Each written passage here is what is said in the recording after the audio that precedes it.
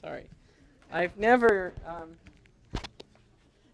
this is the exact opposite of a talk I gave at Stanford last Thursday, which was outdoors to a general audience from Palo Alto. No slides, let alone microphones nor anything else. So this is the inverse of that talk. And how do you give a talk with no slides? Lots of props. I borrowed, a first-generation cell phone and toy cars and stuff. Anyway, okay, no toy cars in this talk. All right, so the quest was for the capacity of the broadcast MIMO channel. So we already said MIMO's great. We get these diversity multiplexing trade-offs. How do we use them in multi-user systems? So the capacity of the MIMO MAC channel was fairly easy to solve. It's a convex optimization problem. You can write it down. The challenge whenever you look at broadcast channels is that, as I said, if it's not degraded, so if the channel is non-degraded, we don't even have a formula for the capacity region that we can try to compute. Now, why is the capacity of the MIMO broadcast channel non-degraded? Well, remember that the MIMO channel introduces multiple spatial dimensions. So the channel may be good in one spatial dimension for user 1, but bad in another spatial dimension for user 2. And this doesn't allow you to decompose it in a parallel manner because the broadcast channel is using these superposition codes. So this is a non-degraded broadcast channel. Therefore, we didn't have a formula for the capacity region. So there was a quest for determining the capacity of this channel. And this is a place where duality will have a big role to play. So one of the keys to computing the capacity of the MIMO broadcast channel is the notion of dirty paper coding. So the intuition behind dirty paper coding is that if you know the interference, you can develop a coding strategy that pre-subtracts it without increasing the power. So you don't want to transmit the negative of the interference because that increases your transmit power. So you need a more clever way to get rid of known interference. Where does known interference come into the broadcast channel? Just going back to the slide. Well, if this is the broadcast channel, it's sending signals to user 1 and user 2.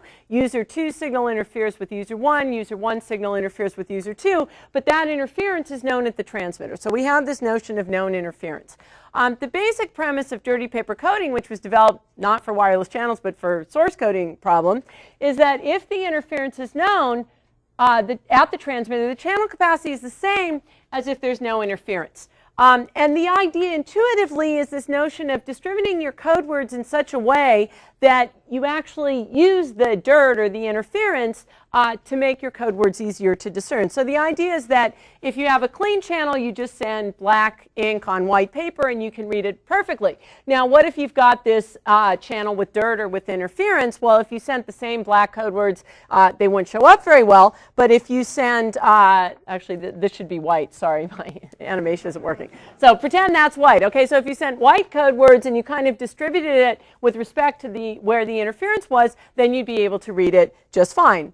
So the idea, you can use a similar idea with the notion of modulo encoding and decoding. So suppose you get this interference term S that's adding to the transmitted signal. Well, you don't want to send minus S because that costs power, but suppose you do modulo decoding. So you know that S, if your signal lies within an interval like this, and you transmit S plus your code word, you just do modulo decoding. So it doesn't matter that S pushes you up here. Whatever region you're in, you translate it back and you can do the decoding. So that's the basic premise of using this dirty paper coding in different contexts. So how is that used for the MIMO broadcast channel? Well, let's look at the capacity analysis. So first of all, as I said, it's a non-degraded broadcast channel, which means that one of the receivers, because it has multiple antennas, is not necessarily better or worse than the channel of the other user. So the capacity region is generally unknown. Now, there was some pioneering work, which actually won the Joint Communications Information Theory Society Best Paper Award, not the Allerton version, but the journal version, that said when you have 2 transmit antennas and 2 receivers, each receiver with 1 antenna, then dirty paper coding is they developed the dirty paper coding approach to the MIMO broadcast channel, so they got an achievable rate, but it's very computationally complex, even for this simple case of 2 antennas at the transmitter and 1 antenna at each receiver. It's like 2 pages of math to develop the dirty paper coding region, the achievable region. And they developed a MIMO version of the Sato upper bound and showed that the sum rate was achievable. So the capacity in terms of the sum rate is known and is achievable with this dirty paper coding. So this was a huge breakthrough, and it introduced the idea that, well, maybe this dirty paper coding is what we want to use for general MIMO channels. So this is the coding scheme. You choose a code word for user 1. You treat this code word as known interference to user 2, and then you pick the signal for user 2 using a pre-coding that subtracts out this known interference, a la dirty paper coding. So receiver 2 experiences no interference. The signal for receiver 2 interferes with receiver 1, so you get the interference. So it's similar to the broadcast channel that I talked about before. Without multiple antennas, one user gets interference, one user doesn't. Now you can switch the encoding order to get different points on the rate region, but optimizing the dirty paper coding is very complex because you have to figure out the optimization of the power distribution and the encoding and decoding order. Okay, so what came in here was that dirty paper coding gives us an achievable region. The Sato upper bound only touches the sum rate point. And this sum rate point in Bergman's, the more general entropy power inequality, which was used to prove the converse to the broadcast channel, is not a tight upper bound. So we needed a tighter upper bound to prove that the dirty paper coding region was optimal. That breakthrough came in another award-winning paper by Weingarten, Steinberg, and Shamai, which introduced the notion of an enhanced channel. So the enhanced channel is a better channel that you started out with. But basically, if you do the enhancement in a very clever way and apply the same converse theorem to this enhanced channel, you can prove that at each point on the capacity region, this upper bound associated with the enhanced channel is met by the dirty paper coding, and hence it's the capacity region. So one of the important aspects and where duality came in here is that you see, so this is the capacity region of the MIMO broadcast channel. And you might say, well, what is this grid of red here? That grid of red points is the capacity associated with the MIMO MAC channel. So in the notion of duality, the union of MAC channels with the different power distributions gives you the broadcast channel MIMO MAC, the MIMO broadcast channel capacity region. So each one of these red points is a MIMO MAC channel. The MIMO MAC for a given power at each user is very easy to compute. You use this convex optimization and you get each one of these points. So just by doing this convex optimization for the MIMO MAC and using duality, because duality tells you that the union of all these red grid points will give you the MIMO broadcast region, we compute the MIMO broadcast region very easily. So the duality played a key role here. There were 3 key pieces to the proof of this MIMO broadcast channel capacity region. The first one was the dirty paper coding work of Carey and Shamai, which showed that dirty paper coding gives you a nice achievable region that hit the Sato upper bound in the simple case of 2 transmit, 1 receive antennas. Duality said that if you have a more complex system, you don't need to go from 2 pages of mathematics to 10 pages of mathematics to get the capacity bound. You can get it by solving the dirty paper coding region for the MIMO MAC and then applying duality. And then this notion of the enhanced channel gave us a tight upper bound, which said that the dirty paper coding region for any number of transmit and receive antennas achieves capacity. So that is the result for the MIMO broadcast channel capacity region. Oops. Sorry. Okay. So that's all I'm going to say about multi-user channels. So we've seen that we have a lot of results for wireless single-user broadcast and multiple access channels under certain assumptions. So if the channels are flat fading, then if we know the channel at the transmitter, we can adapt. We can use notions of outage. We know the capacity when we have multiple antennas at the transmitter and receiver. We don't know the impact of feedback. I didn't talk about that, but that's one of the big open problems in terms of time-varying channels. As soon as we move away from the multi-user case into cellular, the questions become a lot more open, and we have a lot fewer results. So in the notion in cellular systems, so the idea of cellular systems is that we reuse frequencies. So we take a geographical area and we split it into cells. So each one of these hexagons represents a cell. And then you assign either different channels or codes or time slots to different cells separated by some distance, taking advantage of the fact that the received power falls off with distance. So if I use the same frequency here and here, the interference between those two cells is small, the more I separate out the channels. But of course, the more I separate out the cells that are using the same frequency, the less efficiently I'm using the frequency. So one of the fundamental questions in cellular systems, which is still open, is how far apart should you reuse the same channel? If you reuse channels closer together, then you get interference between the cells. And depending on how you treat interference, if you treat it as noise, that's going to reduce the data rates that you get. If you space them too far apart, then you're not using the channels that efficiently. So this is one of the fundamental questions in cellular system design is if we could determine the capacity of these systems, then that should tell us what's the optimal reuse and what's the optimal way to treat interference. So the best designed cellular systems are interference limited. Okay, so if we wanted to say what is the Shannon capacity of a cellular system, the first real fundamental result on this topic was by Aaron Weiner in 1994. And what he looked at, he just looked at an uplink of a cellular system. So you've got, here's the base station, you've got multiple cars that are talking to that base station.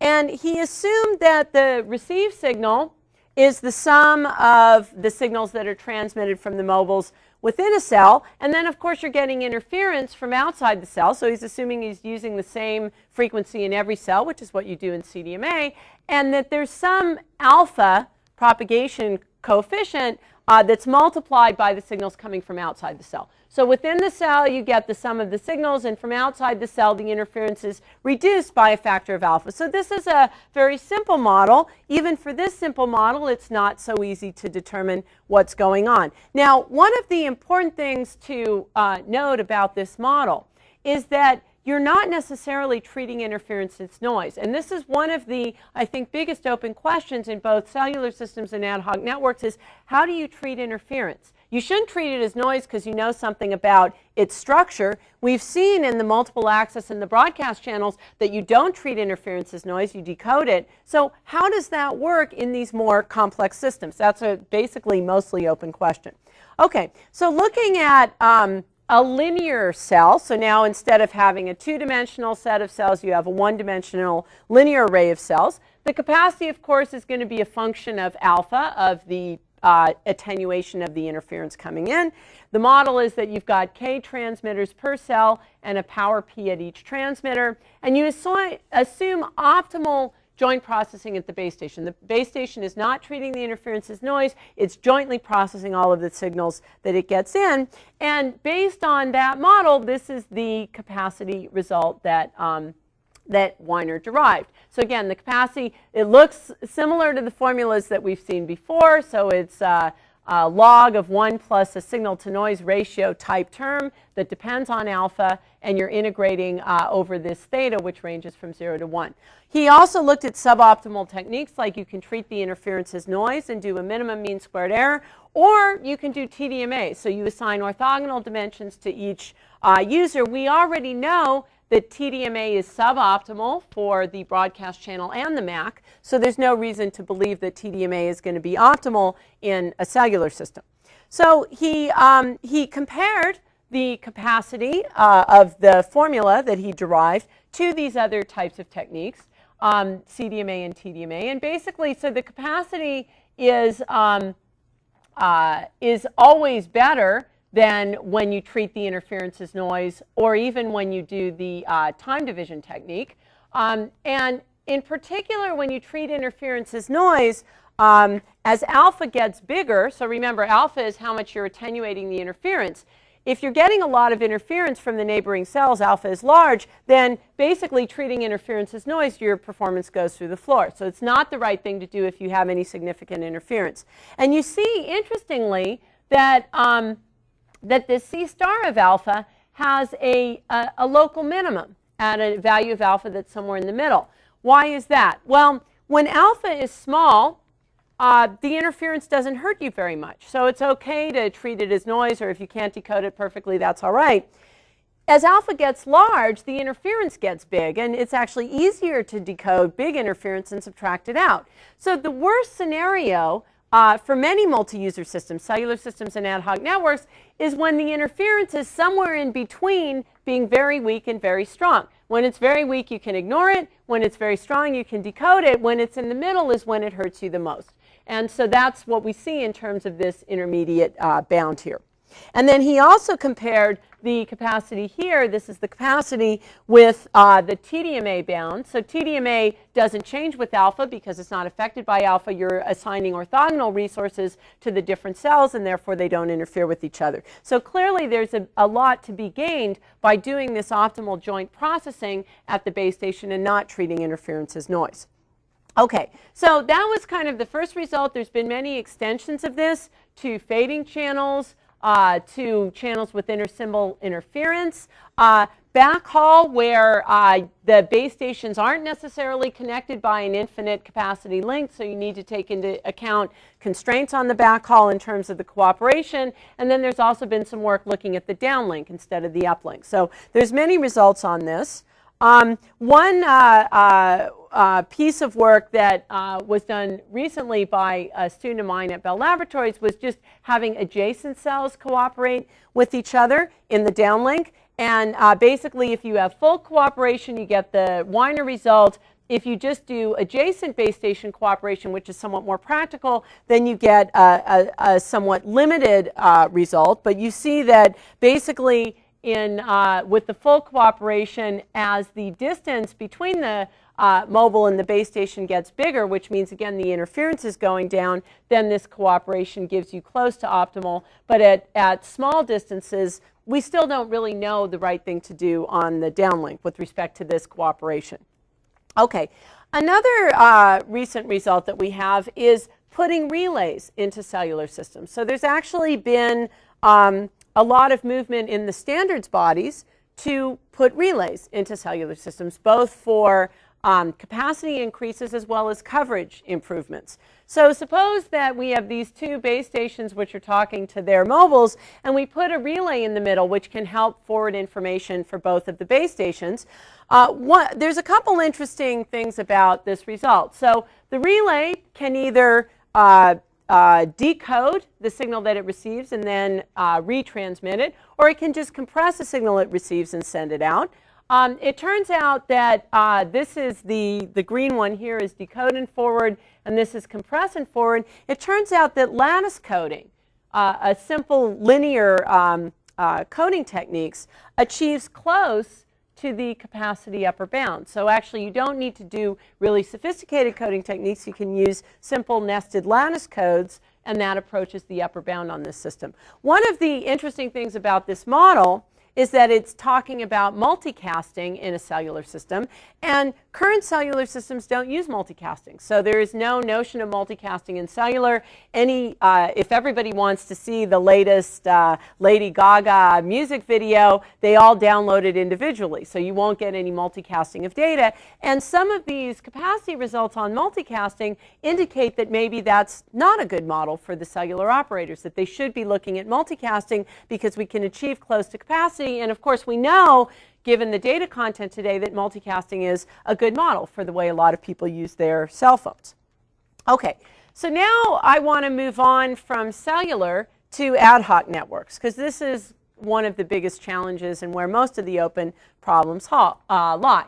So in cellular networks, in ad hoc networks, the idea is that we have peer-to-peer communication. So any node can talk to any other node. There's no backbone infrastructure, there's no base stations, there's no centralized control. In terms of how you route your data from one node to another, the routing can be multi-hop because in principle, any node, so if this node is transmitting, because it's a broadcast medium, every other node can hear that node. So that introduces interference between the nodes and links of different qualities. So some links will have a high signal to interference and noise ratio, others will have a low one. So the open questions are, first, what's the fundamental capacity of a network like this?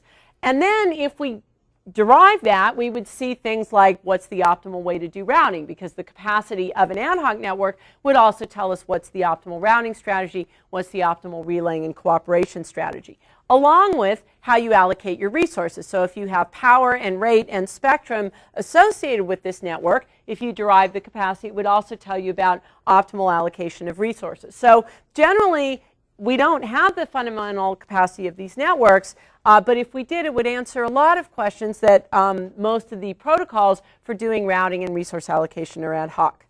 Okay, so where do we stand in terms of finding ad hoc network capacity today?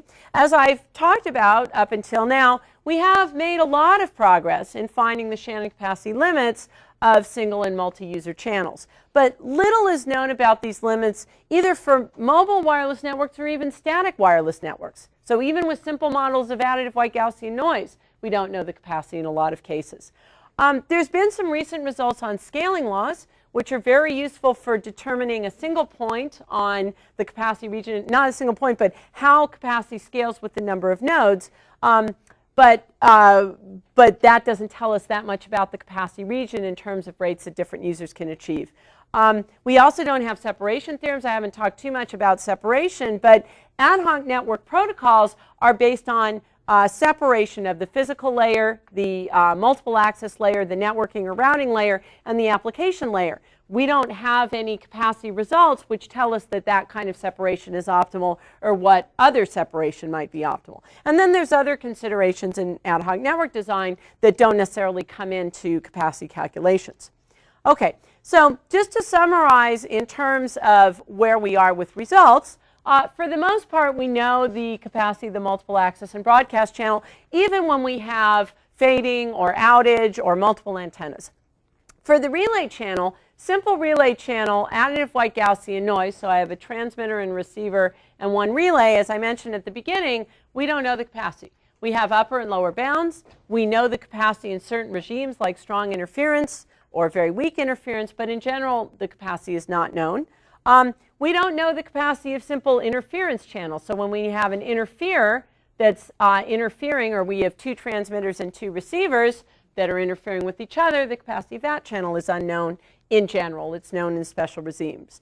I'm not going to talk much about scaling laws, but there was a breakthrough by Gupta and Kumar in 2000 that derived, if you have an ad hoc network with the number of nodes going to infinity, they derived the per node rate of that channel under certain assumptions.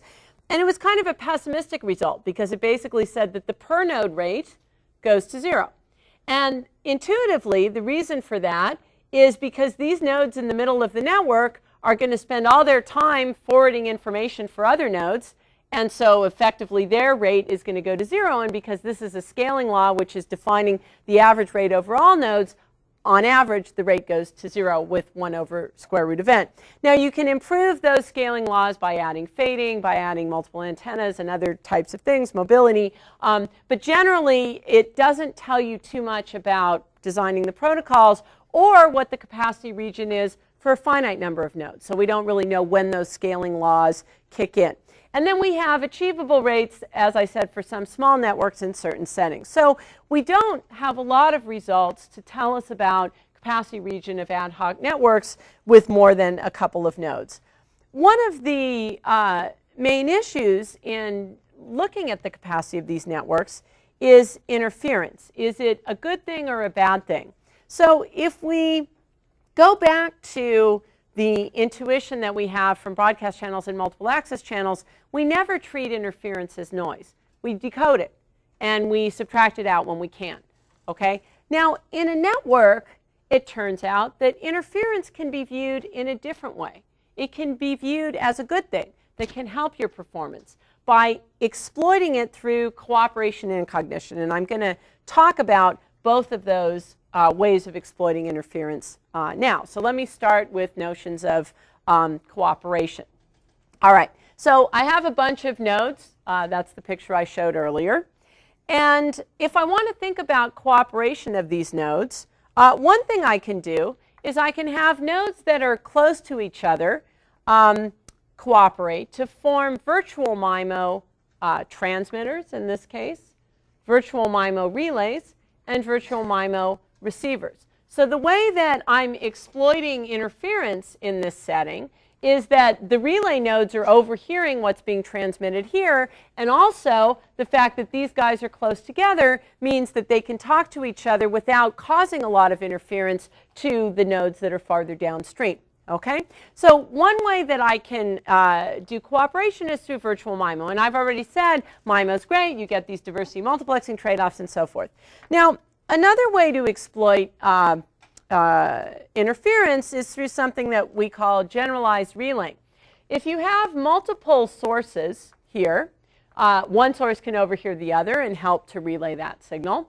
This relay in the middle is receiving source signals from multiple transmitters, and it may wish to send it to multiple destinations.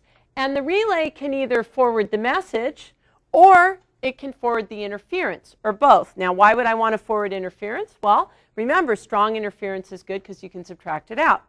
And then there's even ways of doing iterative techniques. So suppose the relay here sends the message to the final destination, but the final destination can't decode it. Its signal isn't strong enough. Well, these other nodes are overhearing that transmission, so maybe the destination might iterate with these intermediate nodes to get partial information from them, which can help it decode. So you can do something like a iterative decoder like you have in turbo codes, where you keep exchanging partial information until the destination can finally decode. So there's been a lot of capacity results on these different types of cooperation strategies. And of course, there's many practical issues as well, such as how should you form groups, how many nodes should form groups, how do you get the channel state information, and so forth. One of the biggest problems, I think, with many of these results is they assume full duplex relays. They assume that the relay in the middle can transmit and receive at the same time.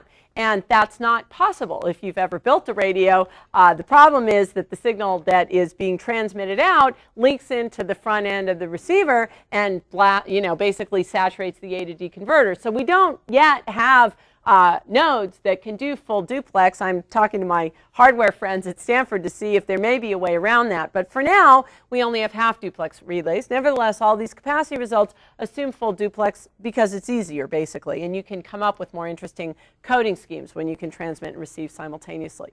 So just to talk first about this notion of virtual MIMO. So suppose I have two transmitters and they're sending to two receivers. So this is the classic interference channel, two-node interference channel. This transmission will interfere with this receiver. This transmission will interfere with that receiver. The capacity of that channel is not known, so I can't really look at cooperation strategies from a capacity standpoint, but I can bound them by taking part of my bandwidth and allocating it to the cooperation link here and the cooperation link here. So that's what I'm showing.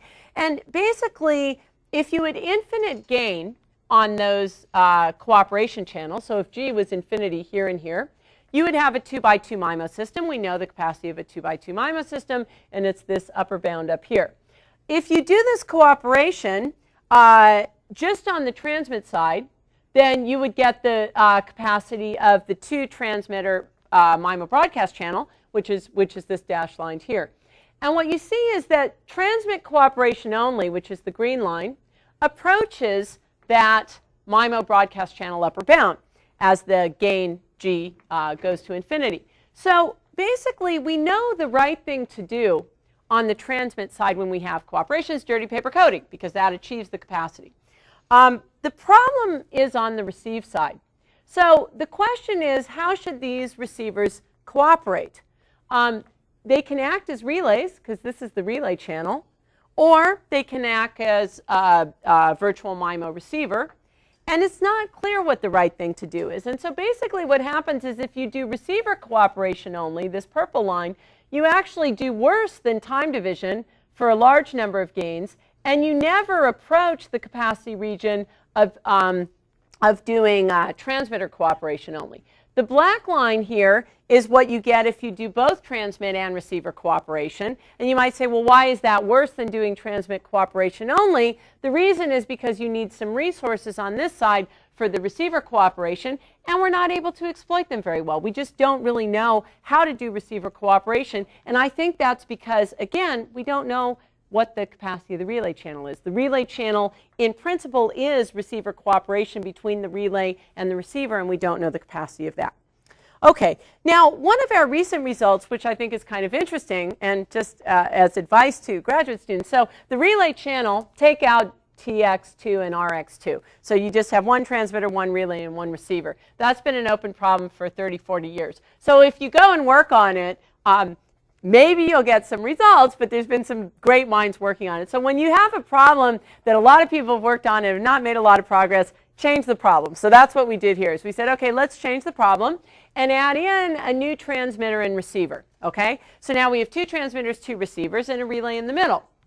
So we know the relay channel, the capacity of the relay channel, at least upper and lower bounds, or lower bounds are based on compress and forward, decode and forward, or amplify and forward at the relay. So the relay can either decode the message and forward it, it can just compress what it receives and forward it, or it can amplify what it receives and forward it.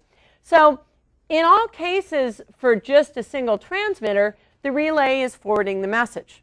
But now when we have two transmitters, what should the relay do? It can relay the message of both users, or it can relay the interference. Now, why would you want to relay the interference? If this transmitter is causing some interference to this receiver, but it's weak interference because that receiver is far away, there isn't much you can do with weak interference. So remember the Weiner result. If the interference is not really weak and not really strong, that's basically the lower bound on capacity because you can't subtract it out, and yet if you treat it as noise, it causes degradation. So what this relay can do is it can amplify the interference. It knows the message that this guy's sending because it's in the path.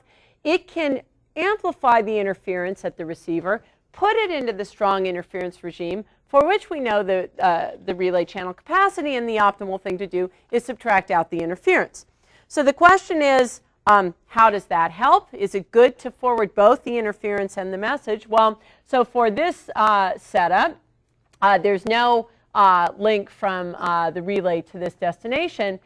This is the rate region, so the set of rates that user 1 and user 2 can get simultaneously if I treat the interference as noise. This is the rate that I get just by forwarding the message, and if I forward both the message and the interference, then I get the blue line. So I actually do better by doing both forwarding of the message and the interference. And in fact, we've shown recently that this is capacity achieving for certain types of symmetrical networks, analog network coding, where basically you're just doing amplify and forward at each of the nodes. In the regime where the powers are large, so the problem with amplify and forward is you're amplifying the signal and the noise. And if you keep amplifying the noise, that can hurt you a lot in terms of capacity. But when the powers are large, not necessarily signal to noise ratio or not necessarily large channel gains, but large powers, basically you can show that this analog network coding achieves the cut set upper bound, so it achieves capacity as these powers go to infinity.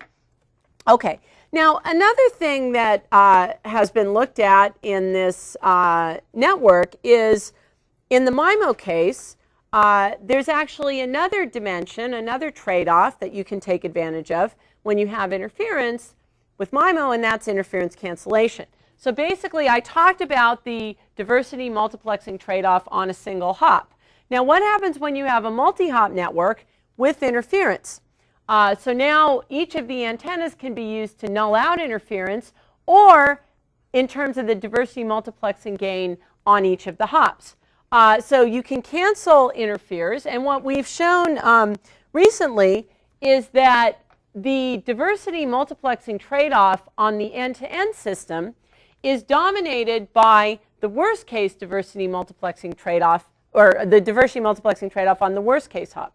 So the way you want to balance your use of antennas in this multi-hop system is to make the diversity multiplexing trade-off on each hop the same. And if you do that, then the end-to-end trade-off equals that diversity multiplexing trade-off on each hop. So that's without interference. We haven't even started to look at the case when you have interference as well and how you should optimize your antennas there. Okay, so that's how we use cooperative protocols. The next thing I want to talk about very briefly is cognitive radio. So the idea here is that now we're going to allow radios to operate in the same spectrum as primary users without interfering with them. And there's a number of different paradigms for doing that. You can have an underlay like the UWB systems where your signal sits below the floor constraint on the interference you can cause to the primary users. You can have interweave radios where you find spectral holes and exploit them, or you can do an overlay. And the overlay is the one that I think is the most interesting. So let me go to that directly because we're short on time. And this is where capacity results come in, and most of the capacity results on cognitive radio channels have been with respect to these overlays. And this is, again, where you're exploiting interference. So the idea here is I have my non-cognitive radio. So suppose these are cellular operators that paid billions of dollars for their spectrum, and there's a cognitive radio user who comes in and says, I want to use your spectrum, and I promise I won't interfere with you. Well, of course, they're not going to be too happy about allowing these users into their spectrum. The notion of an overlay is that the cognitive radios will actually enhance the performance of the existing users. So then they actually might let them into their spectrum because it's not just saying we won't hurt you, we will help you. So how does it help? Well, the cognitive radio is going to overhear the transmission of the non-cognitive radio, so it can amplify it. It can just act as a relay for the non-cognitive radio by amplifying that signal. But of course, now it's overheard the signal, so it knows the interference that this transmitter is causing to its receiver. Known interference, you use dirty paper coding, and that allows you to get rid of the interference. Okay? And now you have a clean channel between the cognitive radio transmitter and its own receiver. So you've helped the transmission of the non-cognitive user, and you've got some capacity for yourself. And you can apply similar ideas to cellular overlays and cognitive relays. So the performance gains from doing this is the outer bound on the cognitive radio channel. We have a scheme that gets very close to that outer bound and beats other prior schemes. And this shows if you only have the cognitive radio transmitting. So if you assume, going back here, the cognitive radio knows this message, so it's acting as a broadcast channel, you do much worse. So basically what this says is that allowing these kinds of cognitive ideas can actually get higher capacity for both users, not just one, but both for the primary and the cognitive user. This shows the capacity using these same ideas. So this is kind of merging the cellular system capacity and the cognitive ideas. So if you've got a base station and the source is either overheard when it's transmitted by the base station at the cognitive relays, or the source is connected directly by a wire to these cognitive relays, then they can use these same kind of cognitive techniques to increase the capacity. And I don't know why my slides are duplicating. Sorry about that.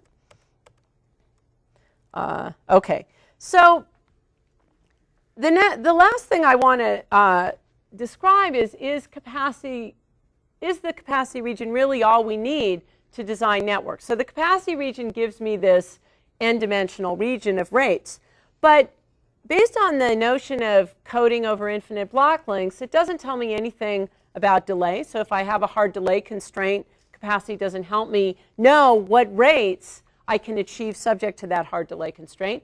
And if I have an energy constraint also, so you can talk about power, everything I've talked about so far is with respect to transmit power, receive power, but what if I have a finite amount of energy? I have a battery that's only got some number of joules. So I want to maximize my rate subject to some finite number of joules, after which I have no battery and the device stops working. So if we could define capacity bringing in these other notions, it would allow us to merge capacity results with applications where we have hard energy and delay constraints. And again, there hasn't been a lot of work on understanding when we have hard delay constraints. There's some recent work by Poor and Verdu and Polyansky on finite block length codes and showing the achievable rates of that. So that's a step in the right direction of understanding the impact of delay.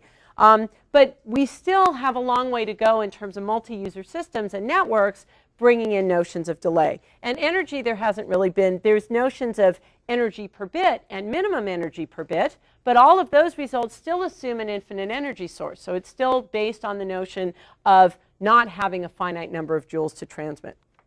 Okay, so is this all we need to design networks? So if I had this region, then could I design my networks for any application? And the answer is yes, if the application and the network could be decoupled. So so this is a source and channel and network separation idea, that if my network can determine this region in terms of capacity and delay and energy constraints, and give that region to the application and say, okay, where would you like to operate? Then we can just use these optimization tools to say, given all the users and all their requirements, I'm just going to find the optimal operating point on this region, performance region, and that's where my network should operate. However, if we don't have this kind of separation, then it's not clear exactly how we would use these performance results. So we would like to develop a network separation theorem which says the application only needs these performance regions to get optimal end-to-end performance.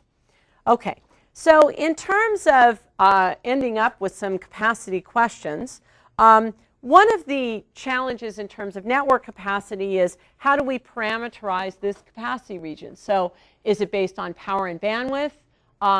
What are the channel models that we use? What do we assume about channel state information? And if we don't assume that we know channel state information, how do we optimally use feedback? So this is one of the big open questions. Usually in practice, we estimate the channel at the receiver. Sometimes we use some overhead pilot symbols to do that, and then we feed back the estimate over the feedback channel. Well, if you want to look at fundamental limits, you shouldn't assume a priori that you're wasting some of your bandwidth to send pilots. So you have to assume in a fundamental model that the channel estimation is happening simultaneously with the transmission, and Shannon capacity will just tell you what the right thing to do is. Now on the feedback channel, most of the capacity results with feedback assume basically infinite capacity feedback links, so you just feed back the output that you received, or it assumes we feed back channel state information and maybe it's noisy and maybe there's delay.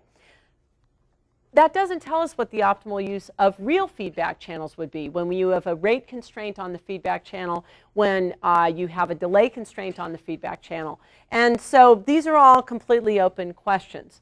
Also this notion of outage. So Shannon capacity forces you to have the probability of error go to zero asymptotically. But in wireless systems, they always have outage. Anyone who's used a wireless system, you know your system doesn't work all the time. How do we incorporate these notions of outage into capacity of networks and capacity of cellular systems? This is something that still hasn't been done.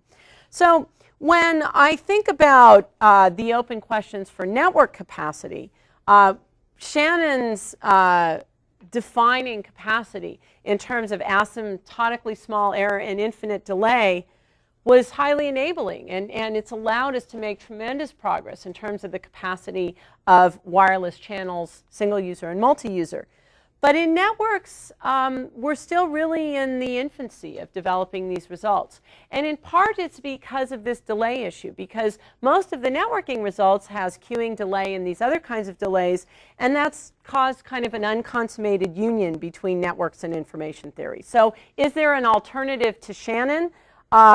I think that's one of the things that various research groups are starting to look at in defining capacity. Don't mean to put an X through him, okay, but is there a way to expand notions of Shannon capacity that incorporate these other issues of delay, energy constraints that aren't part of the original formulation? So moving on to summarize, as I've said, the capacity of wireless single and multi-user channels are fairly well defined, except when you have feedback. I think we really don't understand the optimal use of feedback. It actually, in a multi-user channel, introduces cooperation, because if you have a feedback from one of the nodes in the network to the transmitter, that node is overhearing multiple signals and interference. So it introduces kind of an indirect cooperation. So that's a really interesting open area. Bringing in notions of outage as well, I think, is still not very well understood.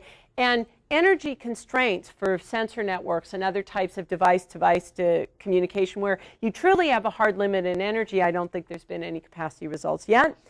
We still have a long way to go in coming up with capacity of cellular system and ad hoc networks, even just formulating the problems and understanding in networks where you have applications that have different constraints. How do you marry the application requirements with the network performance regions? Is there a separation theorem lurking there? I think is another interesting area of research. So with that, I'll wrap up and take questions. Thank you.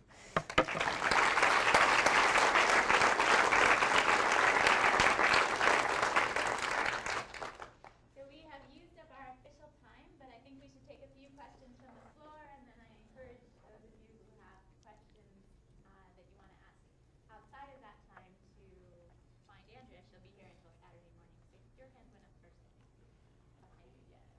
Is there the same trade-off between rate and multiplexing in low SNR regime as DMG in high SNR? Yeah, so in the oh, okay. So the question was, do you get the same diversity multiplexing trade-off in the low SNR regime as in the high SNR regime? The answer is no, because in the low SNR regime, you have limited power, right? So you can typically only utilize one spatial dimension. So you get, so basically, you don't get the same multiplexing type gains because you don't have enough power to send over multiple spatial dimensions.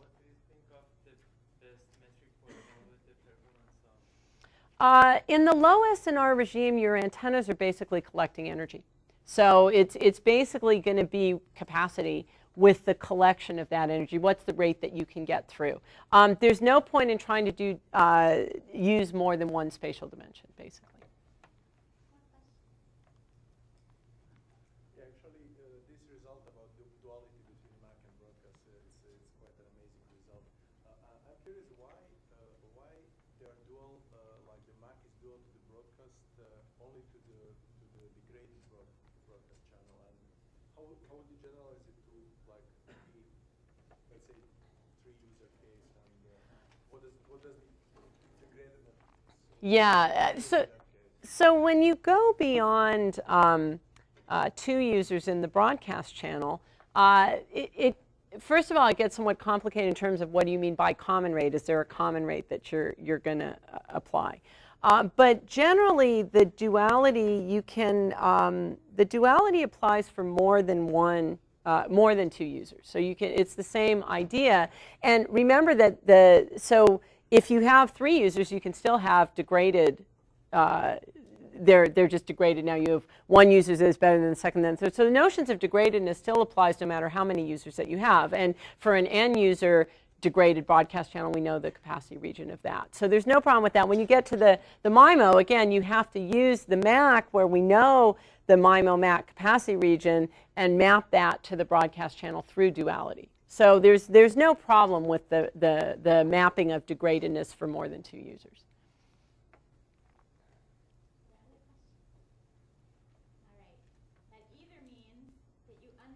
Absolutely every line, or that you'll go find Andrea later. I'll be here.